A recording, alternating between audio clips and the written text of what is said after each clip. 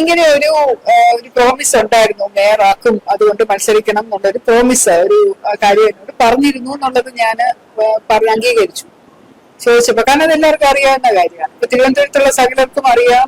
ഈ ആൾക്കാരെല്ലാവരും പലവട്ടം എന്നോട് ചോദിച്ചതാണ്.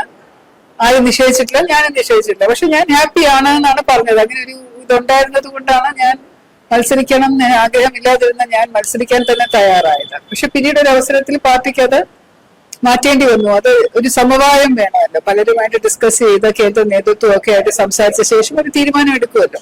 അപ്പൊ അങ്ങനെ ഒരു തീരുമാനം എടുത്തപ്പോൾ വേറൊരാളുടെ പേര് ഉയർന്നു വന്നപ്പോൾ ഞാനതിനെ അംഗീകരിച്ചു. ഞാനത് പറഞ്ഞു, ഓക്കെ, എനിക്ക് കുഴപ്പമില്ല, ശരിയാണ്, ഞാൻ അംഗീകരിക്കുന്നു, ഞാനും കൂടെ ചേർന്നത് ആണ്, അംഗീകരിച്ച് രാജേഷ് മേയറായതും ഒക്കെ അതിനൊരു കുഴപ്പവും എനിക്കില്ല. അപ്പോഴും തോന്നിട്ടില്ല, ഇപ്പോഴും തോന്നിട്ടില്ല. അത് പറഞ്ഞതിലാണ് അത് ഇത്രയധികം വിവാദം ഇപ്പൊ ആക്കിയിരിക്കുന്നത്.